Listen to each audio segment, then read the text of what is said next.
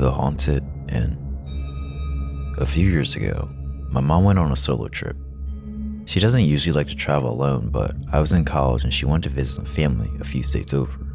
The trip went well, up until the last night on her drive back home. She had booked a room in a bed and breakfast that looked really nice online, but everything went off the rails when she actually arrived. I was in the know about everything as I was on FaceTime with her and she was sending me texts and photos almost the entire night. When she pulled up to the house, it was totally dark. There were no lights on inside and it seemed almost deserted. When she called the bed and breakfast to say that she'd arrived, she was told to take a key from under the doormat and unlock the door herself. Supposedly the innkeeper had been called away in an emergency and she would be the only one there for the night. She was already a bit uncomfortable with the situation, but went inside anyway, since she already paid the fee and didn't have anywhere else to stay. The interior was old-timey looking, with velvet drapes, thick, dusty carpets, shelves full of photos and trinkets, and weirdest of all, many decorative plates with babies and children painted on them all over the walls. My mom locked the door behind her and went upstairs quite quickly, since she was feeling scared. Upstairs was worse though, with the continued vintage furnishings and the unfortunate addition of about 15 ceramic dolls in each room, arranged on the beds and propped up on the tables and shelves. At this point, my mom was really freaked out, but kept trying to convince herself that there wasn't actually anything scary about the inn or the dolls or anything else there. So, she picked a room and started trying to go to bed. She did find herself turning the dolls around in her room so they faced the wall, even though she's usually a stark disbeliever in anything paranormal. But that's when everything got really strange. She started hearing sounds all over the house, very human-like sounds. It started with creaking, thin footsteps, then whispering. My mom was overtaken with fear in a way that she'd never experienced before. She found herself frozen in place where she quite literally couldn't move while hearing more and more activity. The sounds eventually escalated to screaming, crashing, and banging sounds from all over the house. After a few minutes, my mom managed to shake herself from the paralysis and realized that she needed to get out as fast as she could. She was so terrified that she actually tried climbing out of the window on the second story, but the roof below was too steep and she had to climb back inside. Then, she took a fireplace poker, since she said she didn't know if the noise was robbers or something, gathered up her stuff, and ran into the hallway and down the stairs. She was quite shocked to see that everything was exactly as it was when she came in, except for one thing. A single one of the baby plates had fallen from the wall and shattered on the floor. There was no one in the house, the door wasn't bashed in, and all the furniture was in the same dusty spots as before. She booked it for the door, threw it open, dropped the house keys somewhere in the front yard, and drove away. She had never been more afraid in her entire life. She drove around the town for a while and ended up in a Motel 6 where she probably slept about 45 minutes, then came home. Unfortunately for her though, that isn't where the story ends.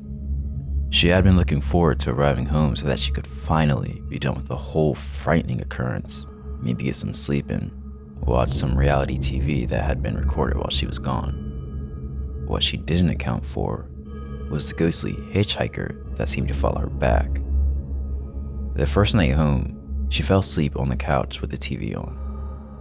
Around 2 a.m., the TV turned off on its own, and she woke up suddenly to hear loud footsteps running through the living room. She lives totally alone in a standalone house. Weird things continue to happen for about 2 to 3 months, including a constant problem with the TV turning off, changing volume, changing the channel by itself. She would hear voices, screams, and footsteps throughout the house, and would often wake up to have items in the kitchen and living room moved around very weirdly, with no explanation. The most notable of which was when the toaster was mysteriously moved to the top of the fridge one night. Fortunately, My mom really dedicated herself to completely ignoring the ghost and trying to avoid feeding negative energy or scared energy into it. And after a few months, it went away. She felt like she knew for sure, though, that it was a ghost and that it latched onto her that night at the inn. She certainly isn't much of a skeptic anymore.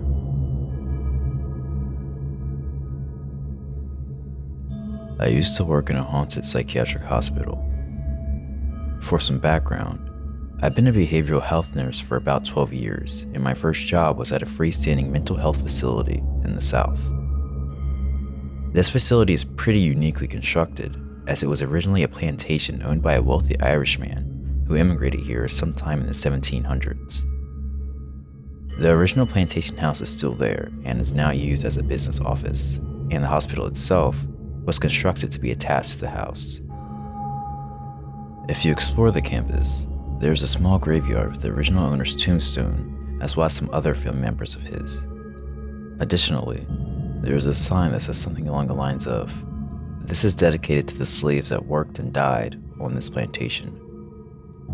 Anyway, one of the stories that has been passed down among the employees there for decades is that a young girl in the Irishman's family, one of his daughters or grandchildren, passed away on the plantation at a really young age, and that her ghost still lingers around the house and the facility, and that there are certain patient rooms that have an unusual amount of paranormal activity. So, one day, I was walking past one of these rooms, and in my peripheral, I saw a young girl who looked to be about 9 or 10 years old, sitting on the bed. She was wearing a colonial-looking dress appropriate for the time period in which she was alive and looked me directly in the eyes when I turned to look at her. I was incredibly startled and my mind raced for a few seconds, trying to convince myself that no one was there. I walked a few feet past the room, gathered my courage to go back, and she had disappeared from my sight. She didn't have any ethereal qualities, nothing otherworldly or strange. She literally just looked like a real person sitting there in plain view. During my time there, I had never heard of anyone else who saw her as clearly as I did, but every once in a while, one of my coworkers or a patient would experience something strange, like doors opening and slamming shut. I remember one patient in particular that ran out of his room, white as a sheet, and said that while he was laying in his bed, his bathroom door slammed on its own. It was even so loud that I heard it from the nurse's station myself,